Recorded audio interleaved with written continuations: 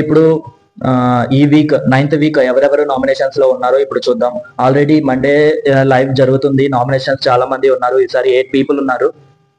అయితే 8 మెంబర్స్ ఉంటారో 7 మెంబర్స్ ఉంటారో ఇంకా అఫీషియల్ గా అప్డేట్ రాలేదు. వచ్చిన తర్వాత నేను కన్ఫర్మ్ గా చేసి చెప్తాను.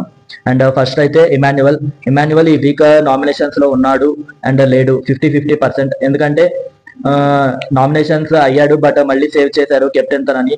సో ఇలా చేయడం వల్ల మళ్ళీ తనకే ఫర్దర్ గా చాలా అంటే చాలా ప్రాబ్లం వస్తుంది. ఎందుకంటే ఇప్పటికి 8 వీక్స్ కంటిన్యూస్ గా 8 వీక్స్ నామినేషన్స్ లో లేడు.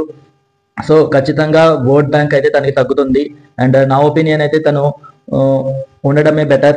నామినేషన్స్ లో ఉండాలి అండ్ నామినేషన్స్ లో తన ఓట్ బ్యాంక్ ని ఎప్పటి నుంచి అయినా స్టార్ట్ చేయించుకోవాలి. ఇక నెంబర్ 2 లో తనుజ ఉంది and number 3 Kalyan and number 4 Pavan, number 5 వచ్చేసి బర్నీ గారు కూడా ఉన్నారు అండ్ నెంబర్ 6 వచ్చేసి సంజన, నెంబర్ 7 వచ్చేసి సుమన్ శెట్టి అన్న కూడా చాలా రోజుల తర్వాత నామినేషన్స్ లోకి వచ్చాడు. చూడాలి మరి ఈ వీక్ ఏమవుతుందో. అండ్ నెంబర్ 8 వచ్చేసి సాయి శ్రీనివాస్. ఇందులో ఖచ్చితంగా చెప్పొచ్చు 7 మెంబర్స్ అందరూ ఉన్నారు బట్ ఇమాన్యువల్ ఒక్కటే ఇంకా డౌట్ గా ఉంది. ఫర్దర్ గా ఏదైనా అప్డేట్ వస్తే మీకు కన్ఫర్మ్ చేస్తాను.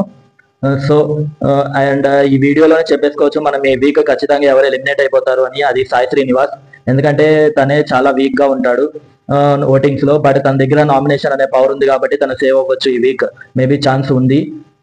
సో మీరు ఇంతవరకు చూసారంటే ఈ వీడియోని మీకు నచ్చిందని అనుకుంటున్నాను. ఒక లైక్ చేసి షేర్ చేసి సబ్స్క్రైబ్ చేసుకోండి. Thank you.